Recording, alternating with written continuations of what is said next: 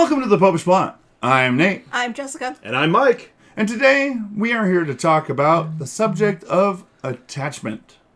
So, are we like doing a Lego project? No, not like...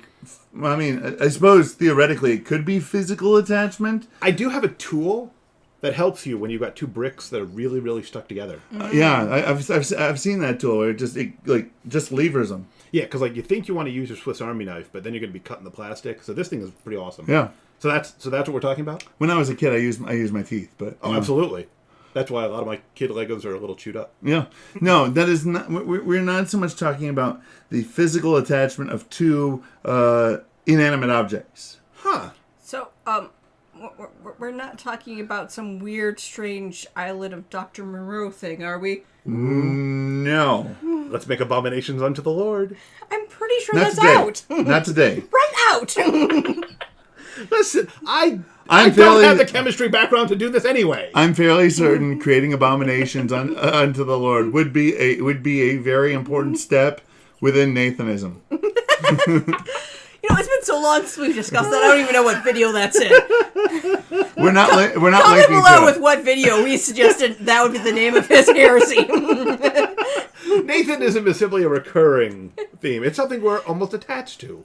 Yes. No, the attachment that we are talking about is our emotional and our spiritual attachments. You know, you've got people who, suffice it to say, we won't. I won't label anything in particular, but I'm sure you've met somebody who has at some point in time indicated that if X wasn't in heaven, I wouldn't want to be there. And when that happens, because I'm, cold and unfeeling and judgmental, I almost hurt myself rolling my eyes. Yes. I've actually gotten a cramp in my eye from one of those ones. But there are all sorts of things to which people become attached, even to the point of being more fond of those things than they are of God. Yes, and so we're talking about essentially attachments to created goods. And this is an important thing. Created goods. They are things that were made for us. They are part of this world. The devil cannot create. He can only pervert. So God made all these things. There is in every one of them some aspect of good, but quite oftentimes we go and we find a way to take that good and twist it just a little bit. And then quite oftentimes once you twisted it a little bit, well, you twist it a little more. Well, once you kind of ratchet something a little too much in one way, it just keeps going. Exactly. Some of the threads broke or something. The thread stripped out, or the head broke off, broke off of the bowl. And now the thing just turns and turns and turns. Oh, that's a bad day. Yeah, and these things will lead us to a whole lot of bad days, because ultimately it's going to come down at some point in time. It's going to come down back around to that question. Would you rather have this, or would you rather have heaven? On a recent weekday, the gospel was one of Jesus' hardest teachings. Unless you love me more than father or mother or brothers and sisters, you cannot be my disciple.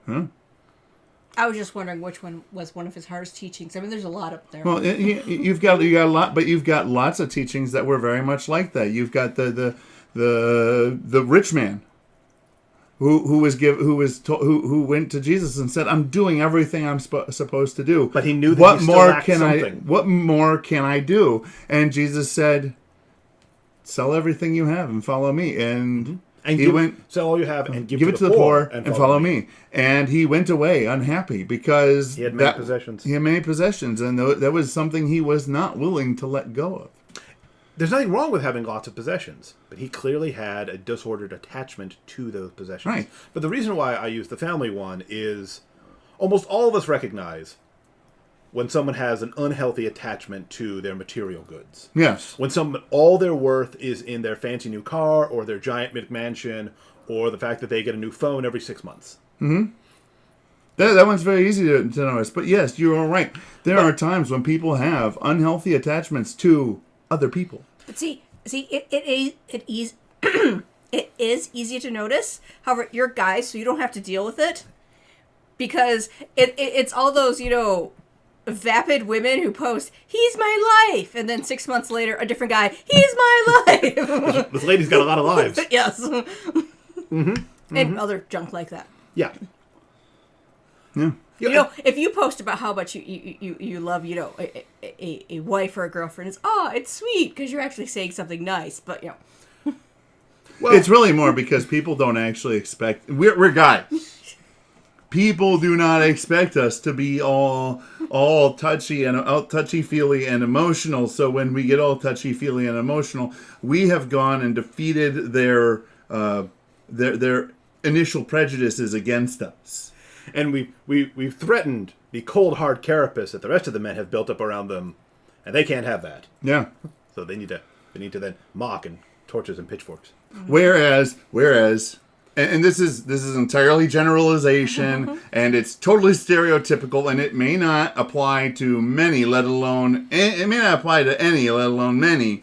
But socially speaking, there is the presumption that women are touchy-feely, and therefore, when they get overly touchy-feely, that presumption then leads to, well, she's a little attached. It's a little unseemly. Well, except it's normally put as like she's a little clingy. Yeah. Psycho much? But it shouldn't be viewed that way. But at the same time, these are attachments, and it's... Earlier this year, we did a number of episodes on vices and virtues. Or 14 in total. Yeah, I was gonna say It was 7 and 7. It's not even hard pairs. math. 7 pairs. Even I can do that math. Foreign languages and math. Not just a string, but even she can do this. It's funny, when there's 3 of us, they both make fun of me, but when it's just the 2 of us, I don't get made fun of nearly as much. I'm an instigator. Because there's different dynamics. But my point is that with regards to all of those vices that we discussed, quite oftentimes they started out as something that was good. Mm-hmm. It was only when they moved past the good that they were into something else that they then became a vice. Because no created thing, not even the devil, is inherently bad. Exactly. Being But angry. he's trying really hard. Oh, he's trying his best. Being justly angry is a good thing. A praiseworthy thing. Because you Someday it's going to be the right thing to do when someone asks, what would Jesus do? Of flipping over the table and whipping people with anything that's around. Jess is just waiting for her moment. Waiting patiently. Seriously, she is. But yes, she is correct. But when that in an infinite number of circumstances, at one point, that will be the appropriate biblical response. You'll be just like Jesus. The only downside is that out of a statistically speaking infinite number of events, it's entirely possible that only one event will occur where that is the appropriate thing, and unfortunately for you, that one event has already transpired. Yes. But the point I was trying to get to is that anger in the pursuit of justice is totally right. But once it departs from that justice, it now becomes wrath. Mm-hmm. And now that is a vice and is a and I mean it realistically is a sinful vice, but it potentially will lead you to committing a sinful act as well. Or becoming a superhero. Or becoming a superhero. I'm just saying, a lot of their backstories. Let's listen. If you dig deep into the superheroes, there's a lot of really immoral behavior, so that's a discussion for that's a whole nother episode. Yes, along with a lot of radioactivity that does not do what radioactivity does. Put that one on your list of other episodes that we want to do. Because I love the Batman, but depending on what's driving his crusade, it's pretty sick. Yeah.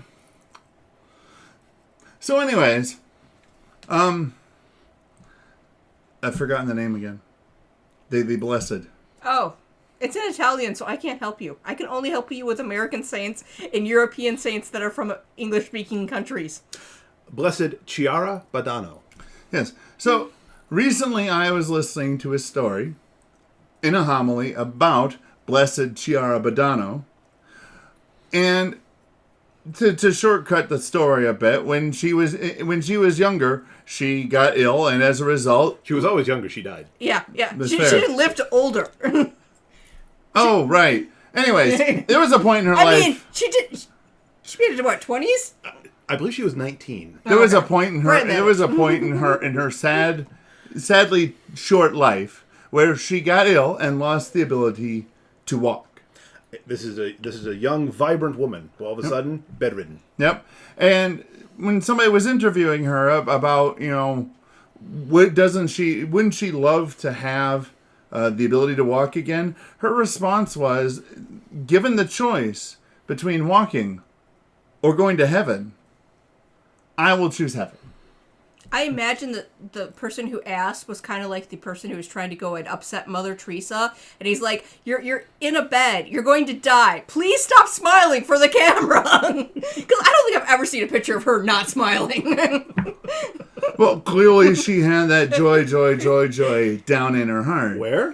Down in her heart. Where? Okay, Down in guys. her heart. Anyways. But it's... Even though she was in incredible pain, Blessed Chiara still favored God's will over her own. Yes, and that's really what we need to be pursuing. We need to remember that in all of our lives, there is going to come a time where we are going to have to choose between something or heaven. And I'm going to draw a hard line here. But if you're not looking at the hand with heaven and saying, "Well, I want that," you're making the wrong choice. And the other thing that you'll be presented with, it will be a good thing. Blessed Chiara being able to walk is a good thing. It will be a thing that you love. A thing that you should love. But not something you should love more than the ultimate love. The ultimate good. Which is union with God, which is what we call heaven. So go down below and maybe share with us some of the things that maybe you've had troubles with attachments to. Maybe. Or, for more fun, the type of things the devil could tempt you with that would be just ridiculous, like overcooked Brussels sprouts and liver. Or a bear riding a unicycle. I don't know. That I don't would know. be interesting, but That I'm sure if I one- Google something, Russia did it.